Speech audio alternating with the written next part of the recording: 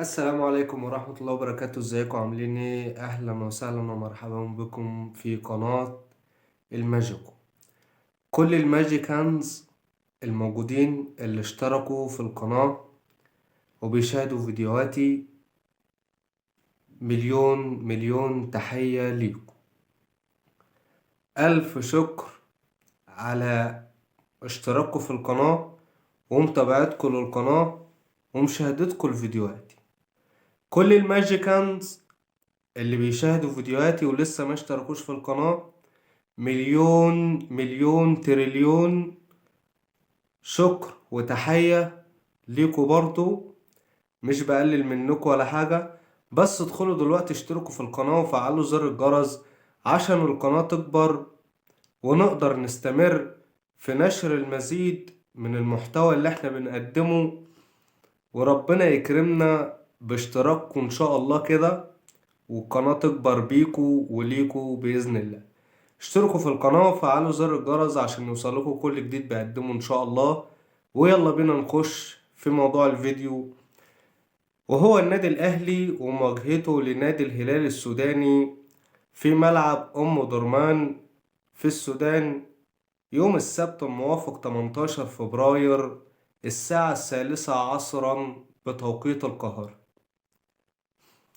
النادي الاهلي واجه نادي الهلال السوداني 10 مرات قبل كده، فاز في 4 مباريات وتعادل في 4 مباريات، والنادي الأهلي اتهزم من نادي الهلال السوداني في لقاءين فقط لا غير. سجل لاعبون النادي الأهلي 10 أهداف في مرمى أو في فريق نادي الهلال السوداني، ونادي الهلال سجل في النادي الأهلي 6 أهداف في تاريخ المواجهات ما بينهم اللي هي ال10 مواجهات السابقة.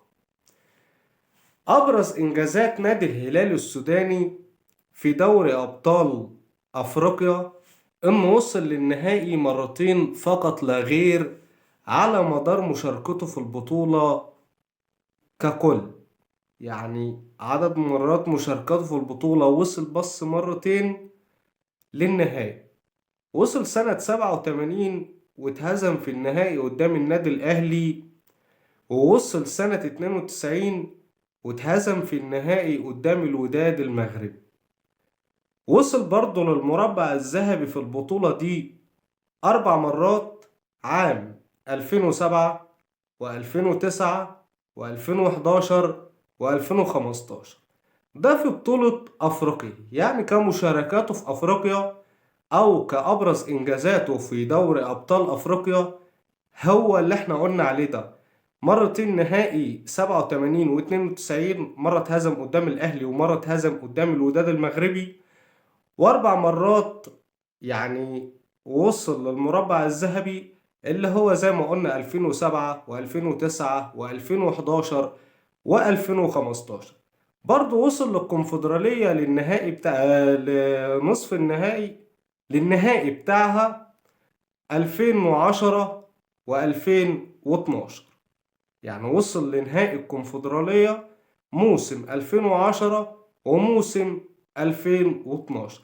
ده أبرز إنجازات الهلال السوداني في بطولات أفريقيا، دوري الأبطال والكونفدرالية. وده كان برضو زي ما قلنا عدد مواجهات النادي الأهلي والهلال السوداني في ال10 مواجهات اللي فاتوا، كم سجل الأهلي وكم سجل الهلال. وده كان تفصيلا كده بس سريعا لمواجهات الأهلي وأبرز إنجازات الهلال السوداني في بطولة دوري أبطال أفريقيا والكونفدرالية. نادي الهلال السوداني بيلقب بسيد البلد عندهم في السودان، وبيلقب برضه بالموج الأزرق، وبيلقب بالجوهرة الزرقاء. دي ألقاب نادي الهلال السوداني. نادي الهلال السوداني تم إنشاؤه في فبراير 1930.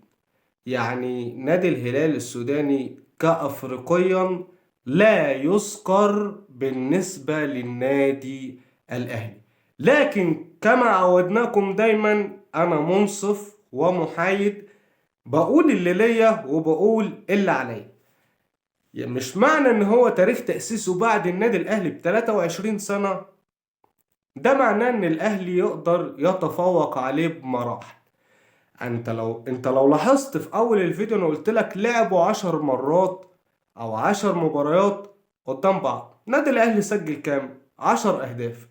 نادي الهلال سجل كام؟ 6 اهداف. يعني الفرق كام؟ 4 اهداف. هتقول لي طب ما الاهلي فايز 4 ومتعادل 4. يا فرحتي يا فرحتي. على فكرة كان في منهم تعادلات في المباريات الأربعة اللي تم فيهم التعادل. كان في منهم تعادلات في القاهرة هنا. كان في منهم مباريات انتهت بالتعادل في القاهرة هنا.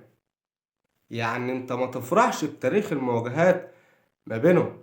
نادي الهلال على ملعبه في السودان في ام درمان، الملعب اللي بيلعب عليه دايما الهلال السوداني بيبقى رخم، وكل فرقة على ملعبها بتبقى رخم. بس ده مش بيدل ان كل فرق العالم على ملاعبها الاساسية بتبقى رخم. بس حط من ضمن فرق العالم دي كلها بقى، حط الهلال السوداني ده على ملعبه بيبقى رخم، وملعبه اصلا صعب جدا جدا جدا، وبيلعب في درجة حرارة عالية جدا جدا جدا. مش بلتمس الاعذار لحدث مبكر او ايه اللي هيحصل او انا بتوقع ايه اللي هيحصل، لا.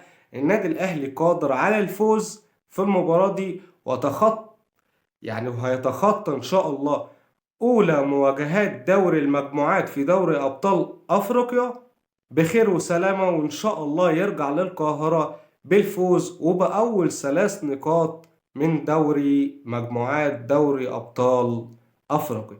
وبكده يكون انتهى فيديو النهاردة، والسلام عليكم ورحمة الله وبركاته.